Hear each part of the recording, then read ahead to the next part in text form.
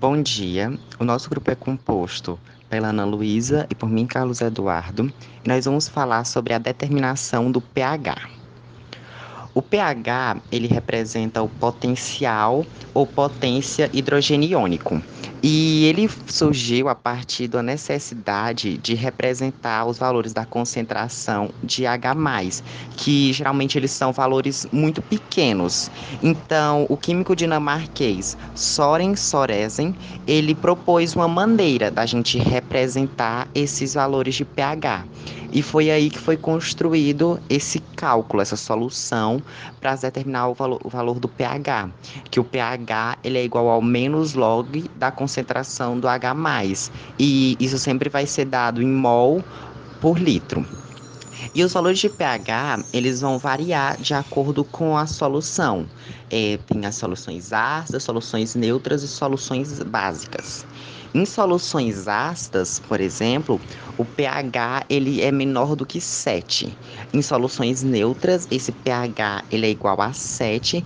Em soluções básicas, o pH ele tem um valor maior do que 7. E nessas soluções neutras de pH igual a 7, podemos usar como exemplo a água pura. E aí, a partir desse cálculo e dessas representações para soluções ácidas, básicas e neutras, surgiu a escala de pH, a partir de uma fita indicadora que ela tem as cores representantes para cada valor de pH. Vai desde um pH de 0 até um pH 14. E o meio está o pH neutro, que é o pH da água pura. E, por exemplo, a gente tem um pH entre 3 e 4 para o suco de laranja, entre 4 e 5 para a cerveja, um pH entre 8 e 9 para a água do mar, um entre 7 e 8 para o sangue, e um pH, por exemplo, do hidróxido de sódio, que é um pH de mais ou menos 13, e esses valores eles são usados ao longo do nosso dia a dia. Então, se você pegar uma fita indicadora e você tirar a cor de uma substância, basta você comparar com essa escala de pH. Por exemplo, se você tirar o pH do suco de limão, ele tem um pH perto de 2. Então, no caso, ele teria essa cor mais ou menos de amarelo queimado. E no nosso dia a dia, nós temos esses indicadores ácido-base. O indicador mais usado é o medidor de pH ou pHômetro, que ele geralmente é usado em laboratórios, porque ele é um aparelho que ele foi calibrado para converter os valores medidos em milivolts para essa escala de pH, que vai de 0 a 14. Que esse pH ele é dado de alguma forma eletrônica e é convertido para esse padrão. E nós temos o indicador universal, que ele é uma mistura de indicadores, que eles são colocados em formas de tiras de papel, que eles são mergulhados em uma solução analisada e eles adquirem uma cor que ela vai ser comparada à escala padrão, que foi a escala apresentada no slide passado. E também no nosso dia a dia nós temos maneiras de analisar o pH. Por exemplo, a beterraba, a jabuticaba, o repolho, os extratos deles, eles têm grande possibilidade de medir o valor do pH. E também as hortênsias, elas são favoráveis para você descobrir o pH do solo, porque elas variam de acordo com a cor, porque as flores da hortênsia, elas são formadas por substâncias que funcionam como indicadores de ácido base. E agora a Ana Luísa vai explicar a resolução dos exercícios. Os seguintes exercícios. Questão 12.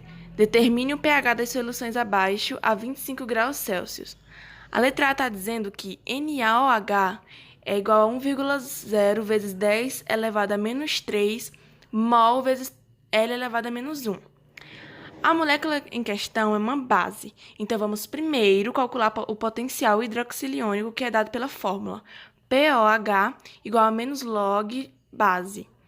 Então, a gente vai substituir pelo dado que a questão deu, né? Que vai ficar, então, vai ficar menos log de 10 elevado a menos 3. A gente fazendo nossos cálculos, isso vai dar igual a 3. Então, a gente já achou o POH. Falta achar o pH. Então, a gente vai achar ele através da seguinte fórmula. pH mais POH igual a 14. Passando o pOH para depois da igualdade, ele vai ficar negativo. Então, vai ficar pH igual a 14 menos pOH. Só que a gente acabou de calcular o pOH, que é 3. Então, a gente vai substituir, que vai ficar 14 menos 3 igual a 11. Então, o pH da solução é igual a 11. A letra C está dizendo que NCl é igual a 1,0 vezes 10 elevado a menos 4 mol vezes L elevado a menos 1. A molécula em questão é um ácido, então a gente vai colocar ela na fórmula.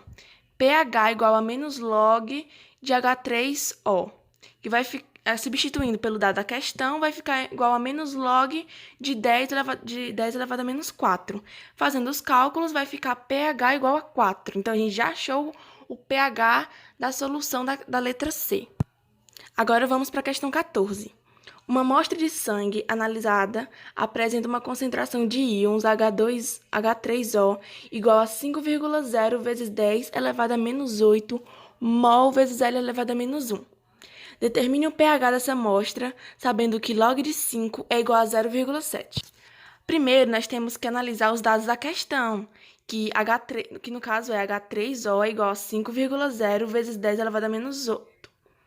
E que log de 5 é igual a 0,7. Então, depois que a gente analisou, a gente vai aplicar a propriedade de log, que é a seguinte: pH igual a menos log de H3O.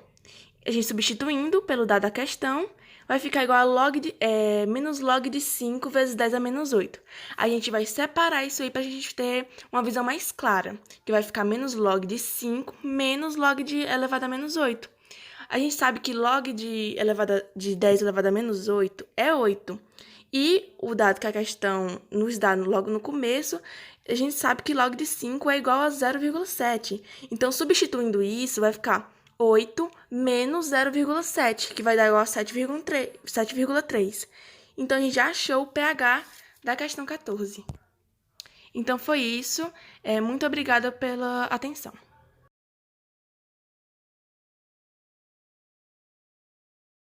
Inicialmente foi feito um suco concentrado de beterraba.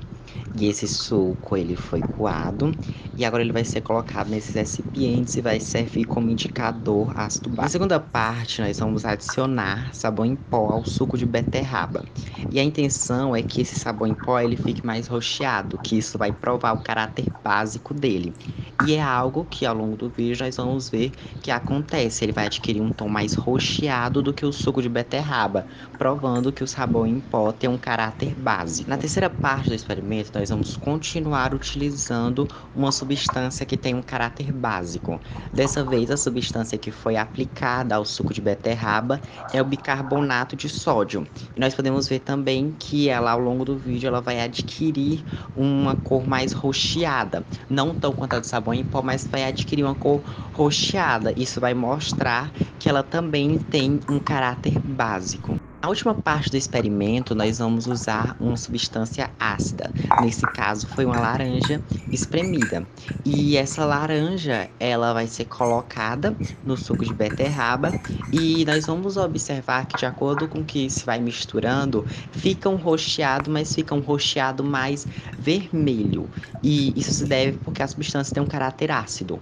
A cor não foi tão perceptível porque a beterraba que a gente usou, ela já era muito roxa, mas deu certo, deu pra gente perceber que o suco ficou com uma cor mais avermelhada, diferente da original, que era um roxo muito forte.